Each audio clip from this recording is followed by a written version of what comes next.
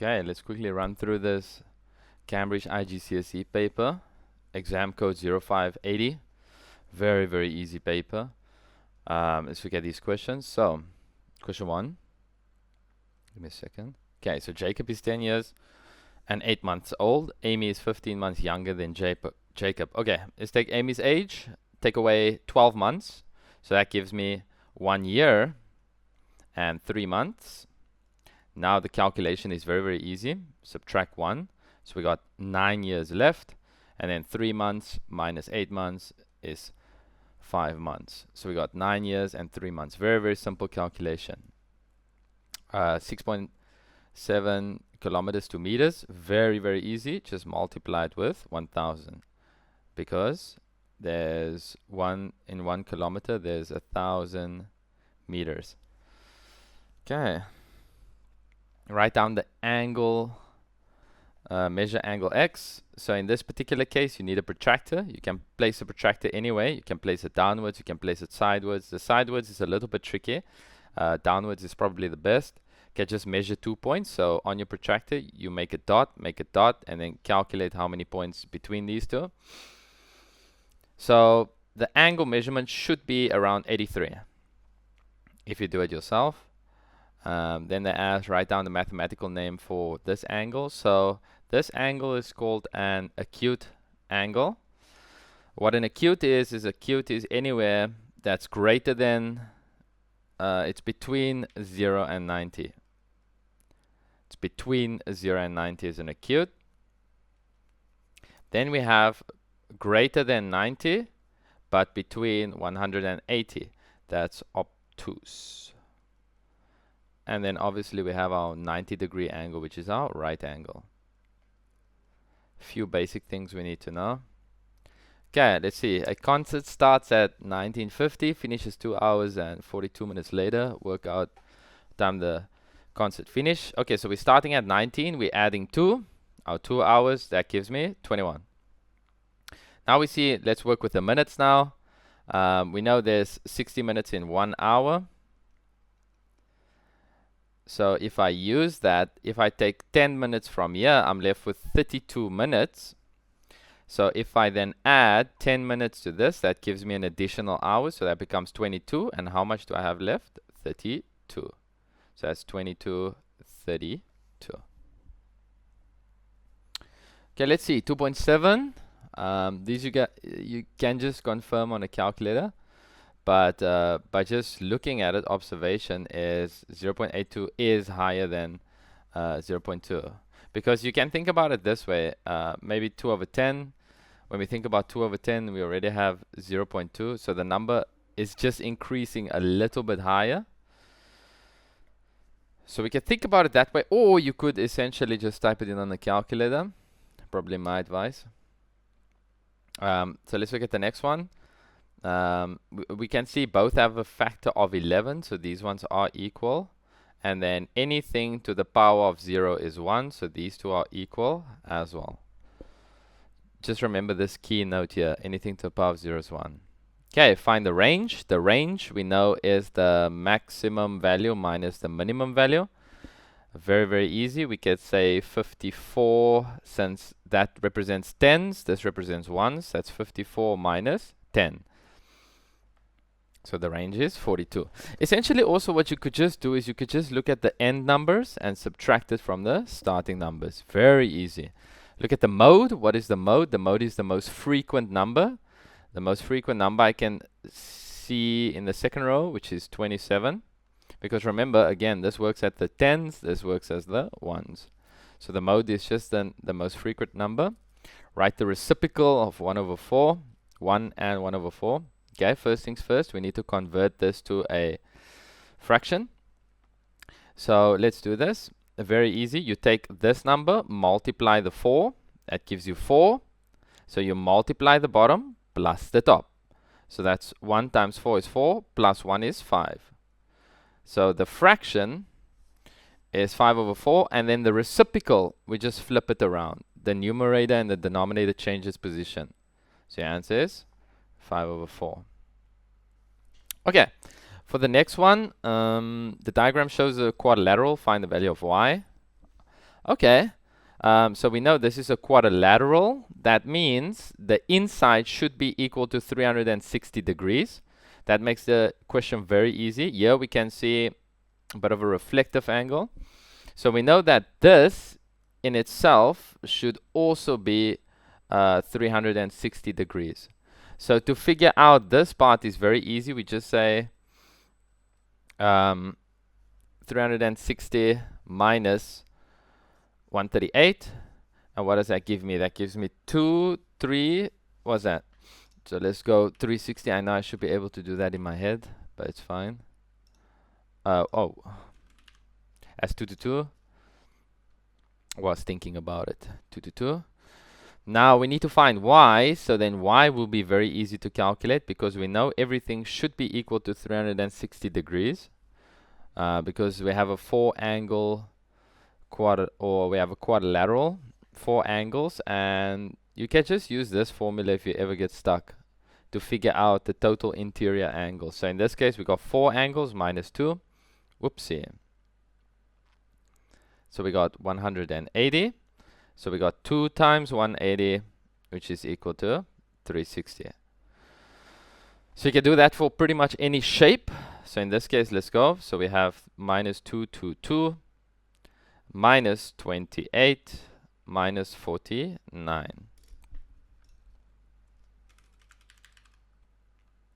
28, 49. So we get y is equal to 61. Because again, if I add all these angles together, this one, this one, this one, and that one, because it tells me clearly it's a quadrilateral, we know it should be equal to 360. Okay, Edith invests $3,000 in a savings account. The account pays simple interest. Okay, simple interest, very, very important. If you see compound interest, you're going to use maybe a formula like this. BV1 plus R over 100 K Kn. That's for if you see compound. If you see simple interest, it's actually very easy, this one. We can just take the value paid, we multiply this with the interest, and then we can just multiply this with 3, the time period, and we divide this by 100. Very, very easy to calculate the total interest earned over time. So you can use this formula if you ever need to calculate interest times 2.6 times 3 over 100. 2, 4, 3. So we have 2, 3, 4.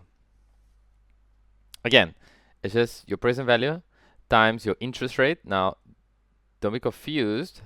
That's your interest rate right there. You see? Times the time period. Because 2.6 over 100 will give me my interest rate per year. But we can't multiply it with 2.6 because the issue with that is if I say 3,000 times 2.6, you know, this is already over 6,000 plus. You see? So we multiplied with 0.002.6. Okay, so write down the next term of the sequence. Very, very easy. In this particular case, all we can do is we look at what's the difference between them. We can clearly see there's a difference in 6. If I do it again, oh, I see 6 again. Now that we constantly see a difference in 6, this is actually called an arithmetic sequence, or arithmetic, however you want to pronounce it. So we can just, again, essentially add 6 here. So if I add 6, I have 34. Okay, the first term of the sequence is, the term rule of the sequence is multiply 3, subtract 1. The fourth term of the sequence is that, find the third term of the sequence. Okay, so in this particular case, what we can do is we can say 3n minus 1 is equal to the 68. And then essentially I just solve from here. That's 69. Why? Because we add 1 on both sides. If I divide both sides, I get 23. And this 23 should give you the 2 points. The circumference of a wheel is that. Calculate the diameter of a wheel. Okay. So let's think about a circumference formula. The circumference formula is 2 pi r is equal to the circumference. So I can now say 2 pi radius is equal to 19.55. So now I'm trying to find the radius, because if I have the radius, I can just multiply the radius by 2 to give me the diameter. So essentially what I'm going to do is I'm going to divide both sides on 2 pi, because I'm trying to isolate r. So we get r is equal to 198.55 over 2 pi. But now I'm going to multiply all of this with 2, because that's my radius, right? Or my diameter. So if I multiply both sides with 2, I get the diameter. So let's see. 198.22. Wait. Oh, 198.55 over pi. Now notice what I'm doing is I'm not multiplying these 2's, because those 2's cancel out. So my answer then is 63.2. 63.2. Oh, never mind. They want millimeters. So now we know, and we then going to multiply this with 10. Why? Because in 1 centimeter there is 10 millimeters. So we take centimeters, so we take 163.2 times 10. That gives me 632. So we can say 632. Okay, next one. Symmetry. Oh, very, very easy. Okay, so essentially what you're going to do here is you're just going to copy the slide. So in this case, we need to form, it's going to form some type of shape. Just copy. The grid shows half of the shape of a line of symmetry. Okay, so line of symmetry. So we go 1, 2, 3, 4. So now you just go 1, 2, 3, 4. We see 1, 2, 3. It crosses over 3 blocks, so it's supposed to end there. Zoop. And then we got 1, 2, 3. 1, 2, 3. Very, very simple. Next, find the value c. So just substitute directly. They tell us c is that plus 7 times minus 4. That gives me what? 21 minus, right? Because a positive times a negative is a negative. 28. So we have minus 7. Wait. Oh my days. My apologies. That's 18. Minus, what's that? 28. Sorry. My apologies. Okay. Solve the following. We want to isolate x and we want to isolate the real numbers. My advice, always take the x to the other side where it will be positive. A lot of teachers will tell you leave it on the left or leave it on the right. It doesn't really matter. It can be both sides. So, okay. Subtract 6 on both sides. That gives me 5x. Bring it over here. That's 4. If I subtract 4 on both sides, this case, subtract 6 on both sides, 6x. Then I need to get x alone. So if I want to get x alone, I need to divide with this coefficient, right? So that's 4 over 5. So we get 4 over 5. Okay, write 34 as a percentage of 80. Very, very easy. 34 over 80 times 100. Cancel, cancel. Yeah, I don't know what that is. That's 42.5%. 42.5%. Okay, now calculate the mean. Okay, so the mean, first thing we want to do is we want to add all these people together if it's not given. However, before you jump to that conclusion, look, it stops 25 times. So we know that the total of the frequency is 25. So you're going to need that. The first thing we want to do when we calculate the mean with the frequency table is you want to multiply these two values. Multiply plus, multiply plus, multiply plus, and so forth. Okay, I'm just going to... wait, I think I can do it right here. Let's just do it here. So 6, I'm going to multiply 6 plus 14 plus 12 plus 20 plus 10, right? That gives me 20, that gives me 30, that's 20, 30, that's 50, that's 62. So we're going to say 62 divided by 25. So 62 divided by 25, that's 2.48. So the mean will be 2.48. So not really I guess we can say the mean is equal to the number. There's a more complicated formula, but not for your grade right now. We can say the number the sum of the number of the people times the frequency divided by the frequency. That's sort of how you get it. So you just multiply these two, you plus it. Multiply these two, you plus it. You multiply these two, you plus. Like what I did over here. Then you divide it by the total frequency. Very, very easy. Okay. The diagram shows parallel sides. Okay, the area, 78. Okay, so we know how to find the area. We add these two together. We multiply it by this, and we divide it by 2.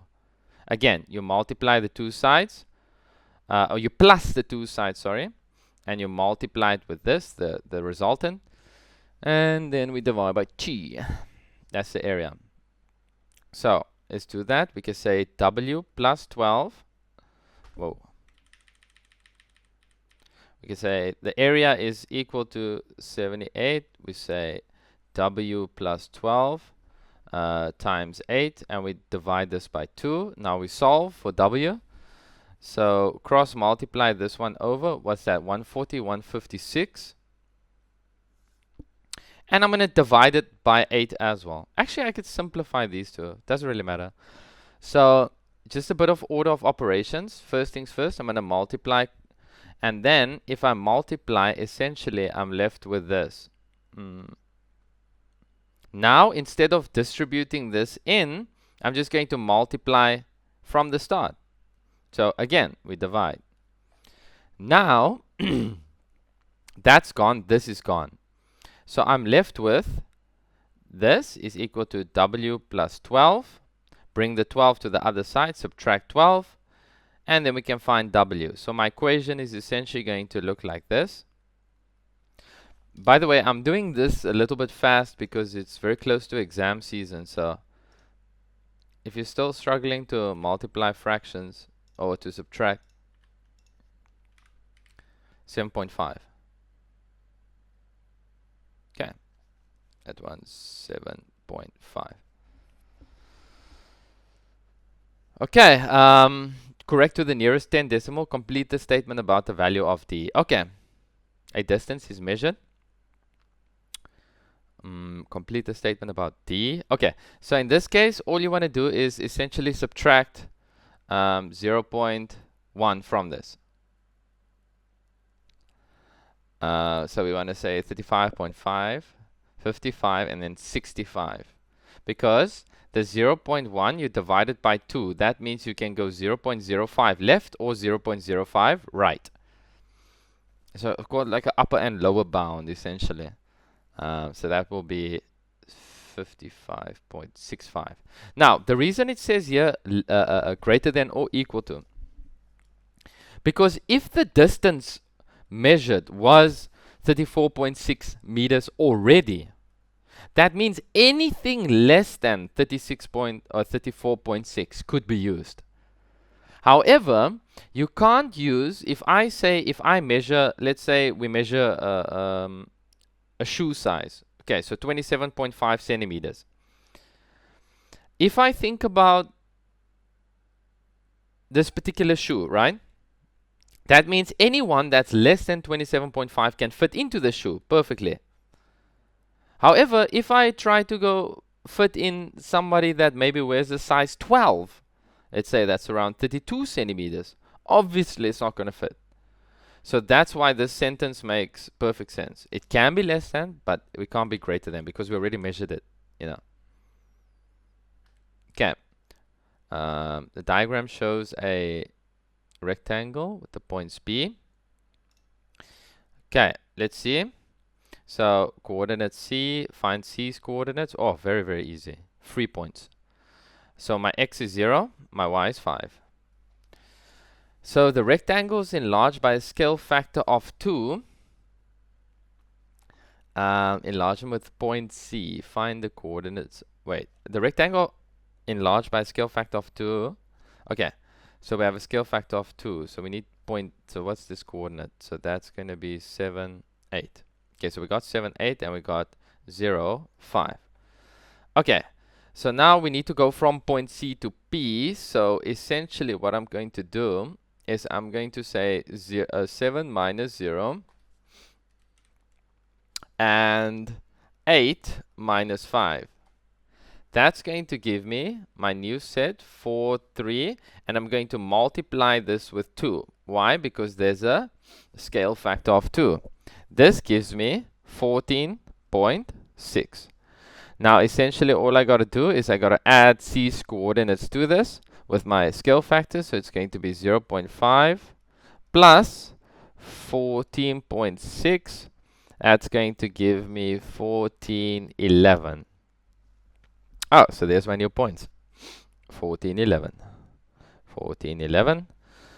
Okay, next. Find the area of the enlarged rectangles. Okay, so we know that the area increased, the area of the shape increased by a scale factor of 2. Now whenever it comes to area, we're working with square. So if my scale factor was 2, that means I have to square my 2. So my essentially my entire area is increasing by 4. Obviously for volume you can just do it with a 3, right? So my original area is 1, 2, 3. We know the area of a rectangle is the length times the width. So let's go 1, 2, 3, 4, 5. So we can see the old area is equal to 3 times 5, which is 15. 15 centimeters squared. Then I'm going to say 15 centimeters squared times the 4, which gives me 60 centimeters squared. Joe asks people if they own a car, motorbike. 60. Okay, so we can see there that here's the car. That's the people that own the car, right? So if that's the people that own the car, we can say we can find out how many people own a car and a motorbike by just simply subtracting. So 68 people own a car. That means in my Venn diagram I see 74. So that means there's 12 people that own a car and a motorbike. Now I go to my motorbikes and I say motorbikes minus the 12 people that own a motorbike, because they're already counted, right? So I can't include them. That's the and section. The and, this symbol, and. So car and motorbike. What's that? That's 27. Okay, so 27. And then we got 7 people on the outside. Find the number of people that Joe asked. Joe Mama. Okay, I just have to add all of these together. 47 plus 12 plus 7 plus 29.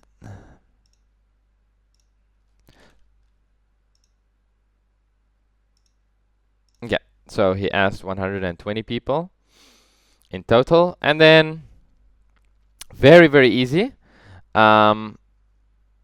We can simply, yeah, C and M. That's what I spoke about. C and M is this middle part. Okay, so the answer is just 12. Very, very easy. Josh buys a car and he sells it. Calculate the percentage loss. Okay, percentage loss is very, very easy.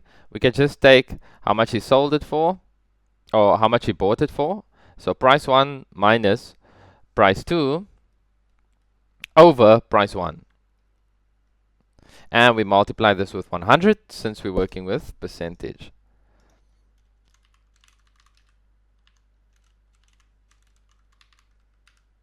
Minus, what was that amount? 5268. 5268. So that's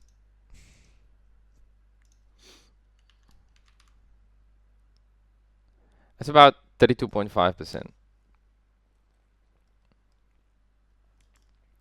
Okay. Factorize. Whoa, very, very easy. Both of them have a scale factor, or both of them are have factors of 7. That's the highest one I can use. So if I take out the 7, I'm left with a 4x, and if I take out the 7, I'm left with a 5. Okay, make R the subject, so we're trying to solve for R. Very, very simple. We can say T is equal to R over 4 minus B. First thing that gotta go is this B. This B gotta go. V plus T plus B is equal to R over 4. Now I need to get rid of this R, so I can just cross multiply it. So we can then say R is equal to 4 times T plus B, because R needs to multiply with that and with that. Okay, solve the simultaneous equations. Very easy.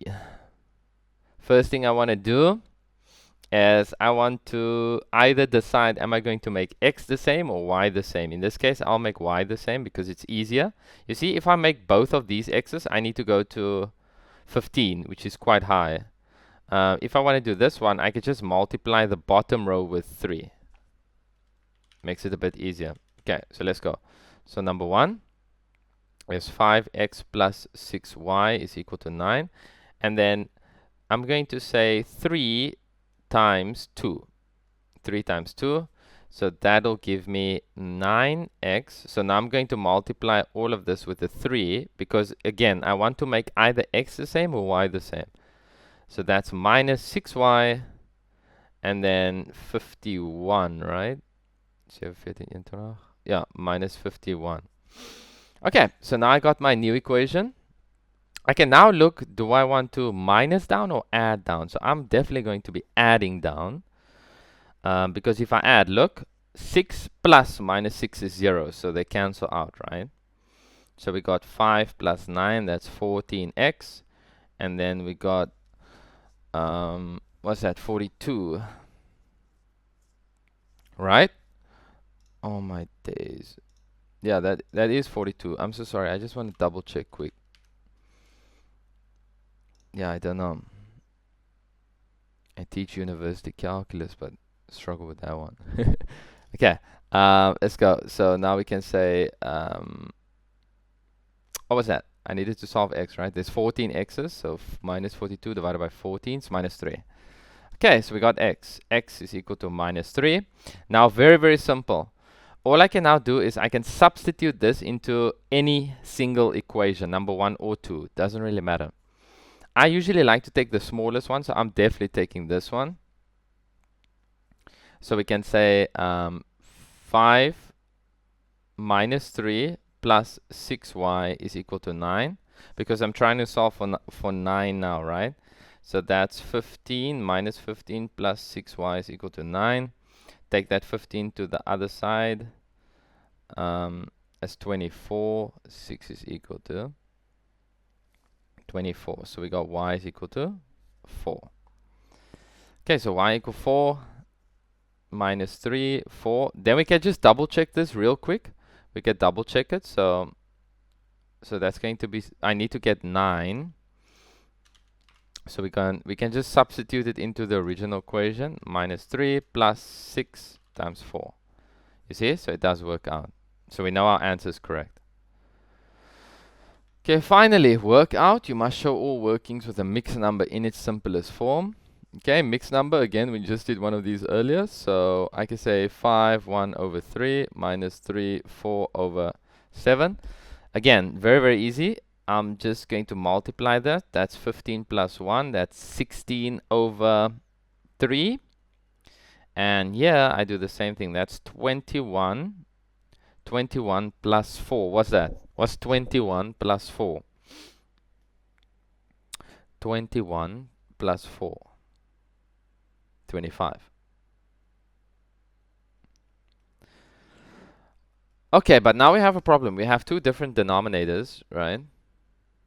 Which means the closest one I can use is 21. So how do I get to 21? Well, I need to multiply the top with 7 and the top here with 3. So that's going to be 16 times 7. That's 112 minus 75. So what's 112 minus 75? 112 minus 75, that's 37. So that gives you 37 over 21. And we can't simplify this because anyway, now I can simplify. So I'm going to then simplify by doing this. I'm going to take away 21 from the 37. If I take away 21, I'm left with what? Oh, my quick math is not good. 16. Okay, so I took away 21. That means I took 1 away. So I'm left with 16 over 21. Okay. Oh, final question. Calculate the number of sides of this polygon. Okay, so we're trying to figure out the number of sides here. So for polygon, let's try find the value of x first. So how do we get the value of x? Well, we know the sum of a straight line is equal to 180 degrees. So now that we get the sum of a straight line 180 degrees, we can say x plus the 32 is equal to 180. So now we just say 180 minus 132, that's 48.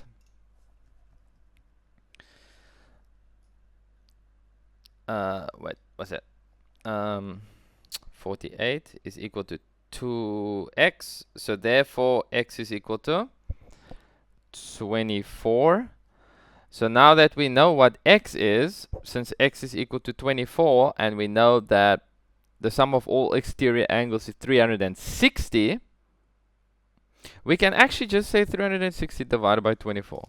We should get our answer. 360 divided by 24. That's 15. So your final answer is 15. Okay, that's one of the first papers. I'll be uploading a lot more papers. Good luck and goodbye.